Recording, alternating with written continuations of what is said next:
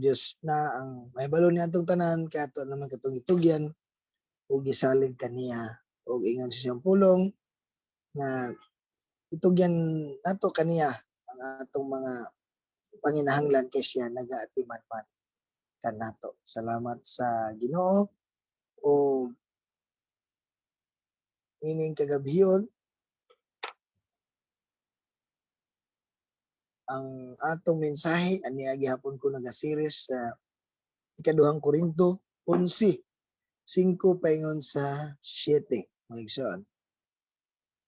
Kung sa dili pa magampo na kita mga igsoon, mga i-request na to balik no ang Balang Espiritu nga siya magauban, magagiya, magatabang, magapalabas sa pulong sa Dios nga atong pagahisgutan ning kagabion karon. Magampo ta.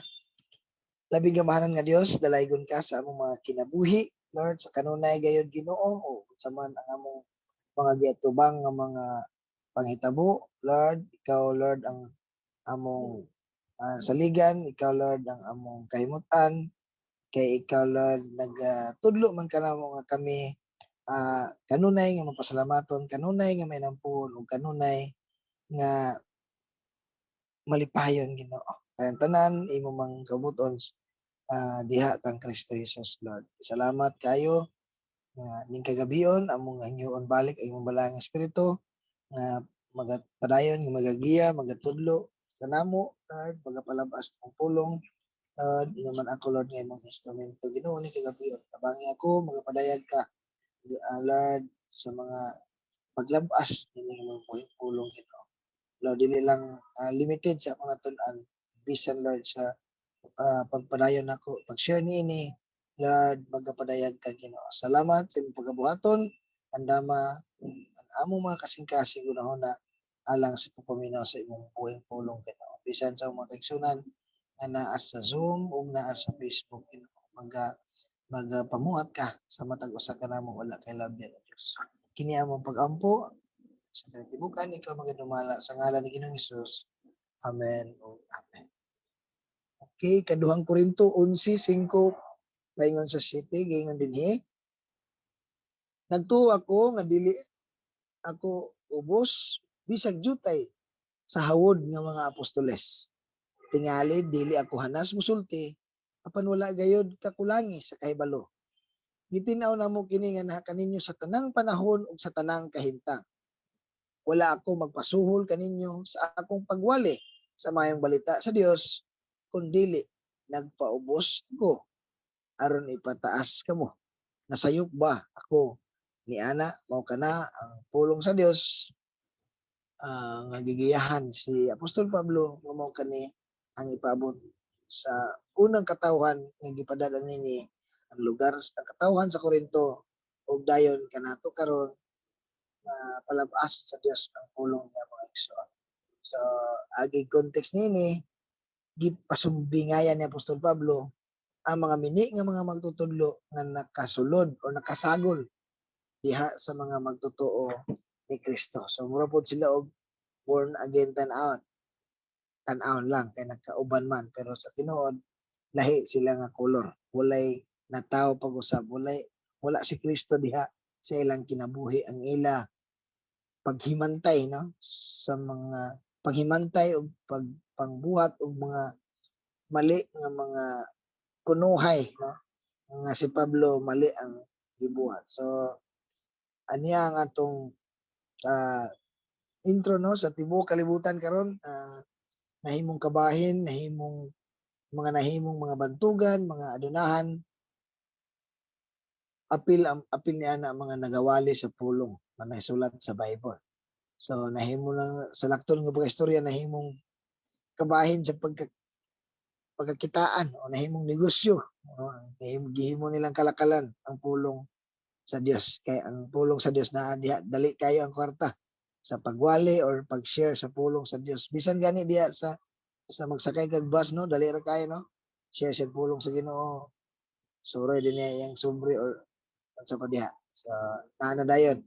Kwarta na dayon. So nga na easy money labi na ang pulong sa Dios imong dadon. Kaya ang tao mo respetar gyud labi na gadalat ka sa pulong sa Dios. So muna mga igsoon, may bala na to karon nganong kana nga atong gigamit nga intro. So ang atong giuluhan kini ang alagad nga tinuon. So verse 5 ingon si Pablo di giniyahan sa balang espiritu ingon siya diri nagtuo ako nga dili ako ubos bisag jutay sa hawod nga mga apostoles.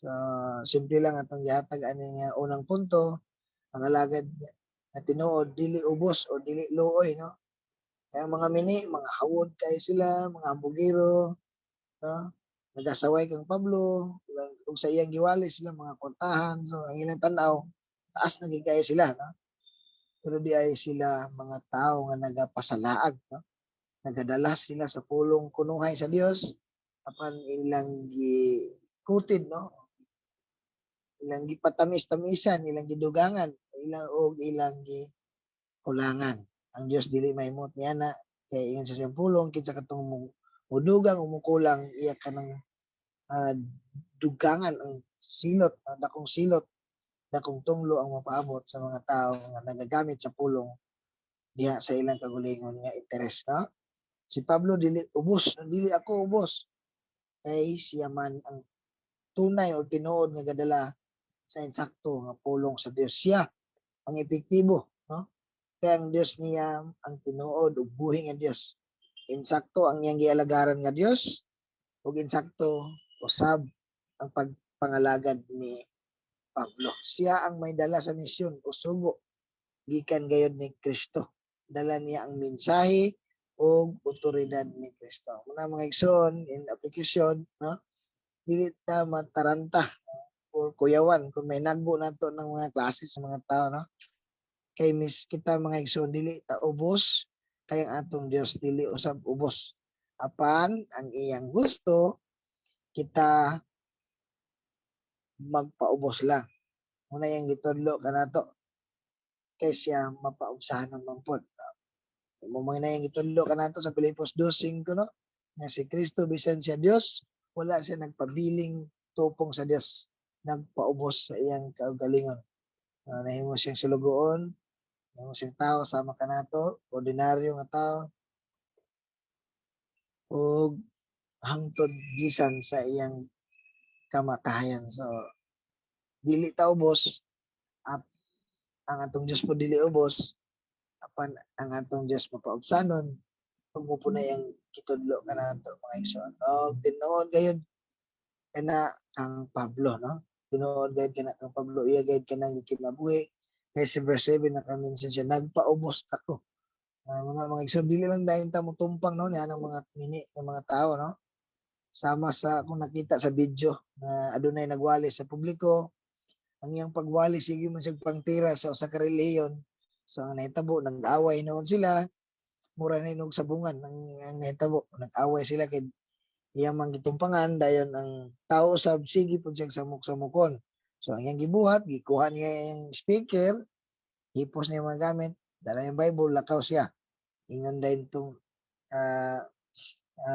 tagalain nga reliyon ingon din siya nangandam ko sa pagtubag ngon kuno sa pulong sa Ginoo nga mangandam sa dapat unsay itubag kunay mga tana unya sukli ang yawa kaya ang katong nagwali sige pangtira sa kareliyon di man mohawa tong samok-samok iyang gingnan og in Jesus name pahawa ko mo gid nihawa no mga igsoon mao to nga siya na lang ang nihawa so nakaingon tong isa ka tawo sa lain pud nga reliyon nakaingon siya gisuklan ako siya sama sa sa pulong sa Ginoo sukli ang yawag mura karatil siya ni karatil gid siya nga nagwali sa pulong sa Ginoo nang sigig pangtira sa kareliyon niya ingon din tong naka-witness kay nilakaw naman dayon ang kuan tao hindi siya babayawa kay mo lagi sukli ug karatil ang yawa or karatil ang demonyo babay demonyo so nga no ka ngilad na hinuon kayo ang resulta imbes kay ang pagwali unta sa insakto nga pulong sa Dios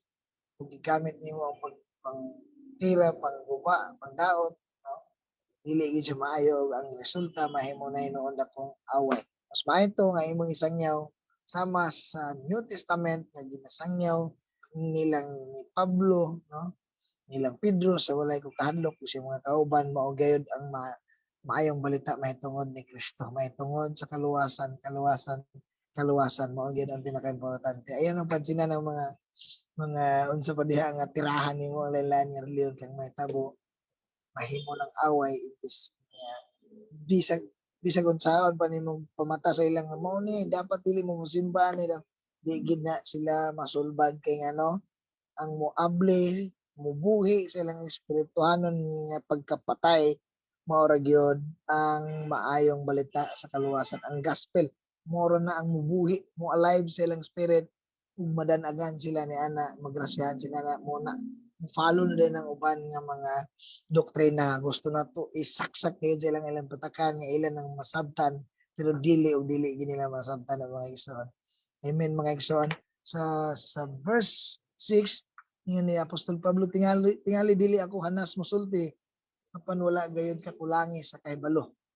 Gitinaw na mo kini nga na kaninyo sa tanang panahon o sa tanang kahimtang. So muna mga igsoon ang alagad nga Tinuod dili ubos uloy ug sa atoy ikaduha nga punto ang alagad nga tinuod adunay kahibalo naa gid nay kahibalo dili magpabilin nga mura na iyang nahibalaan dili na agad na mag continuous pressing on continuous na dili man siya hanas mosulti apan wala gayud siya kakulangi sa kahibalo especially sa kaluwasan mo na importante kayo nga mo'y naghatag kanatog kasiguruan kay no dili kailangan nga ang tanan mahimong pastor mo graduate gayud sa Bible school ay padayon maka-share no ang atong nasabtan na klaro naangkon nga kasiguruhan pwede na kana nato i-share no pwede na kana nato ipaambit no sama sa simple gud nga sudan or pagkaon nga atong natilawan or nindot nga video nga atong nakit-an ug atong gikahimot pag-ayo ato ginang ipanabi ato ginang isugilon so mas labaw pa ni ana ang Dios kung atong matilawan ang iyang pagkamaayo, ang iyang pagkabuutan, puno sa grasya, puno sa gugma ug ka maluluyon. So kung atong matilawan ang test the goodness sa Dios. Ato gayud kanang ipanabi dili gid mapugnan. Una sa mga testimony kung imong isa-isahon mong paukon-ukon pero ang katong magtestimony gayud sa kamaayo sa Ginoo natilawan gid ang pagkamaayo sa Ginoo di ito mapunggan mubuto gid siya o pag testimony gid siya may tungod sa pagkamaayo sa Ginoo sama no sa Samaritan woman no nga nakatagbo ni Jesus sa atabay human niya masayran ang kamaalamon sa mga pulong gikan ni Ginoong Hesus no siya walay pagmakuli no wala na siya niagi og discipleship making or discipleship training iya dayon gipanabi sa iyang mga silingan ug ang iyang mga silingan miadto di ba miadto sila ug nakaingan sila ni anhimi tungod sa imong pagsulti apan ituo mi kay mismo kami nakadungog gayon ikan kaniya niya na mga igsoon dili anas apan si Pablo ti unay nga nag-alagad walay pagpakaroon wala siya mangilad no ang Dios magahatag ug magapuno man sa mga tawo nga tiunay kinasingkasing nga moduol kaniya. Siya mohatag kay balog kaalam. Sa James 5 o Santiago 1:5 apan kun diha kaninyo may nakulangan og kaalam papangayuwa siya sa Dios ug dili gayud siya mapakyas. Kay ang Dios may natagon ug maluluyon man sa tanan no migisgot ni ug may tungod sa kaalam papangayuwa siya sa Dios ug dili gayud siya mapakyas.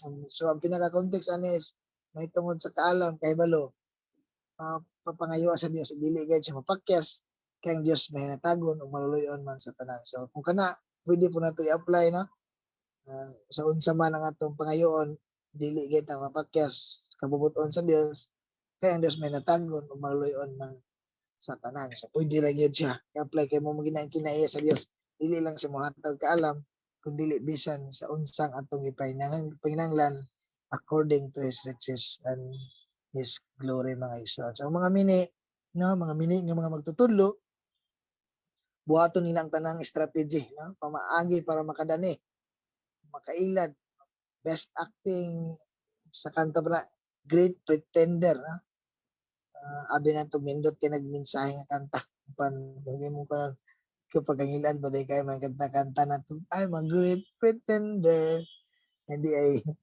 ngilad man ni kayo. Ikaw may dako kayo nga pagka papakaroon na, no? So, nga na, no, mga mini, mga magtutudlo, maayo kayo mo panggap, maayo mo padugok og tao, maayo mo ang mga tao makaingan gid nga kani among gusto makalingaw, dili makaduka bisan pag magbuntag, no? Bisan pag magbuntag. So, muna ang gusto sa mga tao. Sa ikaduhang Timoteo 4:3 paingon sa 4, moabot ang panahon nga ang mga tao dili na mamati sa matuod nga pagtulon-an. Ang ilan na hinuong gusto mao na lang ang ilang sundon. Kung magtawag sila daghang mga magtutudlo nga magsulti kanila sa buot nilang madungog. Dili na sila mamati sa kamatuoran kundi sa mga tinumo-tumo nga mga sugilanon. So ang ilang gusto katong magdiskuto pulong sa Ginoo, so daghan og entertainment, daghang makalingaw. Muna magpili na dayon akong gusto nga magwali si kuan. Akong gusto nga dungog si kuan. So nana sila gusto nga ilang madunggan. O ang ilang po dili lang ang ilang gusto nga madunggan nga magwali kundi ang iwali o sa pili muna ang ilang gusto. Dili na ang pulong kamatuoran. Kamatuoran. So muna ang alagad nga tinuod ato nakita din dili ubos o dili luoy, no? Ang alagad nga tinuod adunay kahibalo kang Dios magahatag niya na ug ang ikatulo ang alagad nga tinuod dili manapi sa pulong sa Dios. Muna ang ganihan na connect na ko sa nga ang kalibutan karon nahimo na nilang pangwarta ang pulong sa Dios. Sa verse 7, wala ako magpasuhol kaninyo sa akong pagwali sa maayong balita sa Dios kundi nagpaubos ako aron ipataas kamo. Nasayop ba ako ni ana? So wala siya nagpasuhol. Ay suon, no? Wala siya nagpasuhol, no? Apan siya padayon nga gitagaan na sa mga katawhan sa Macedonia. Wala ginapugnan ang mga tao. Ug didto niya gigamit sa Corinto. Ug mabasahan ni sa unahan murag nakaingon gud si Pablo nga sama nga gikawatan ko ang Macedonia kay ilang gihatag unta para sa akong mga panginahanglan diya man ako gihapak para sa inyo. So wala siya magpasuhol, no? Apan siya malipayon nga modawat sa mga kinagkasing-kasing ug voluntaryo nga mohatag. Klaro mo gud ang Dios nga ingon sa Hebreo 6:10 nga dili siya malimot sa mga matinud-anon nga nangalagad. Agid siya paabot nga hatag. So una ang tinuod nga alagad, no, dili manapi, dili mangwarta, hinuon motabang sa pagpalambo sa panudlanan sa church funds na ana, no, motabang para sa pagplastar sa mga galastuhon ug dili magduha-duha o mupugong o managana sa paggasto labi na kung kini alang sa paglambo, pagkaylap sa gospel o sa kalihukang espiritual. Amen mga igsoon. So sa atong panapos, diri lang gyapon ta naglibot-libot aron mas malabas, mas mabalik na ma-refresh na ang tinuod, ang alagad nga tinuod nga itong nakita din nga gieksampulan ni Apostol Pablo, siya dili ubos o luoy, dili lang si Apostol Pablo kundi ang Ginoong Hesus mismo, dili ubos o luoy, no? Apan ihatagan og kinaiyahan nga pagubos. Ang tinuod nga alagad adunay kahibalo kay ang Dios may natagon man sa kaalam. Ang tinuod nga alagad dili manapi sa pulong sa Dios pero dili gayud sila kabsat. Kay ang Dios nagsaad man siyang pulong nga dili ko kamo biyaan o pasagdan o talikdan. So mo kana ang gipasabot, no, sa unang Timoteo 5:17 na ang mga pangulo sa simbahan nga maayong mutuman sa ilang katungdanan angay ilon nga takos sa doble nga suhol or sa English ani worthy of double honor, no? Labi na kadtong naghago pagkayon sa pagwali ug pagtudlo. Busa mga igsoon ato gayong kilatison umayo ang mga nangalagad dili pod atong dudahan perme or ipanabi or buhatag istorya kamoy nakita sa atong mata nga ani siya dili kun dili kun wala pa na mahulma sa mga kaigsoon nangalagad ato siyang ampo nga giyahan siya og dili kay sa maong tentasyon apan dili lang kani nakatutok sa mga pastor or no kun dili kanatong tanan kay anuman kay nagasangyaw man kita diha sa pagkinabuhi ug diha sa pag-share, no, sa atong buhing gilauman diha kang Ginoong Hesus. Reminder, no, nga atong pag-ampo nga himuon sa Dios nga kining December mahimong gamiton nga great opportunity nga kita ang atong pagkinabuhi mo dan-ag sa atong mga kapamilyahan nga mo bakasyon, no, sa matag lugar sa kanato mga igsoon nga masangyawan man ug ang atong mga kinabuhi mo dan-ag diha kanila. Salamat sa Dios sa iyang pulong magampo ta. Labing gamhanan nga Dios, dalaygon ka sa among mga kinabuhi. Salamat sa imong pagkamaayo, salamat sa imong pagpaabot sa mensahe sa matag usa. Imo nga Ginoo nga dili ka tumulabay nga kawang Ginoo. Mamuhat ka mo matisok kadto sa mga tambok nga parte sa among kasing-kasing Ginoo nga dili kadto labay lang ang kawang Ginoo kun dili amo gayeng maaplikar ang mga kamatuoran didto mahitungod sa mga alagad nga matinud-anon nga nangalagad ug ikaw dili gayud mo pasagad. Salamat sa imong pagkamaayo. Dalaygon ka gamiton nimo nga opportunity kining December nga bulan labi na magbakasyon ang mga kapamilyahan nga ang kinabuhi namo ang among pagpamulti Lord nga ma-share namo ang imong pagkamaayo among gilauman labos na nakaluwas. Salamat kay Dios dalaygon ka sa ngalan ni Ginoong Hesus. Amen. Amen.